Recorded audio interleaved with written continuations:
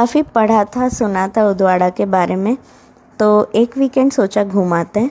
Bike लेके निकले, रात में निकले ताकि धूप और गर्मी अवॉइड कर सके। टी ब्रेक लिया हाईवे पे और फिर प्लान किया कि दमन चले जाते हैं।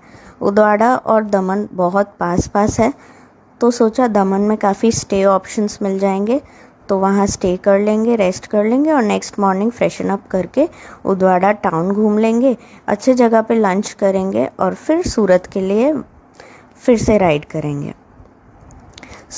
हम दमन में देवका बीच पे एक हमने बड़ी राइड ली और इनफैक्ट हम वेज ऑप्शंस ढूंढ रहे थे ब्रेकफास्ट के लिए, तो हमने एक लंबी राइड ली। इनफैक्ट मैं यहाँ पे कहना चाहती हूँ कि दमन के जो होटल्स हैं ना, मुझे कभी इतने पसंद नहीं आए। वो चार्ज बहुत करते हैं लेकिन इतना मेंटेन नहीं होता है। आई अंडरस्टैंड बहुत हाई डिमांड लोकेशन है, लेकिन थोड़ा मेंटेन करना चाहिए।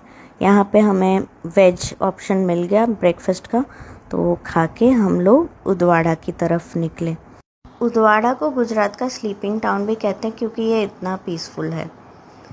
हेरिटेज कंस्ट्रक्शन आपको कुछ एरिया में दिखेगा, कुछ लेन्स में।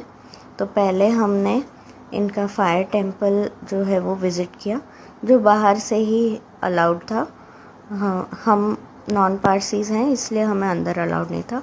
ये प्रीस्ट का रेसिडेंस था जैसे सिक्योरिटी ने बताया, और काफ़ी डिवोटीज़ जो है विज़िट कर रहे थे क्योंकि वीकेंड था। और हमने देखा कि सामने कुछ शॉप्स थी जहाँ पे रिलीजियस आइटम्स मिल रहे थे। फिर वहाँ मैंने पूछा कि सोवेनियर्स अगर चाहिए तो कहाँ मिलेंगे, तो उन्होंने हमें म्यूज़ियम भेज दिया कि आप म्यूज़ियम चले जाइए। तो म्यूज़ियम भी कुछ पास में ही था, थोड़े लेन्स दूर, तो हम यहाँ म्यूज़ियम आए। बहुत क्यूट वाइब थी यहाँ पे।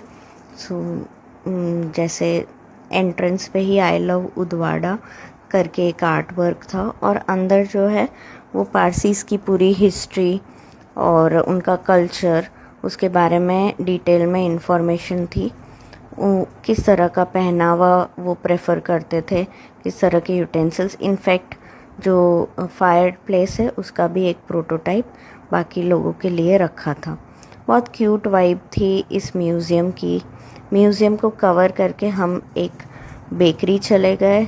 वहाँ पे हमने एक बहुत टेस्टी सी पेस्ट्री खाई। Parsis have aced the art of bakery. और फिर उदवाड़ा बीच गए।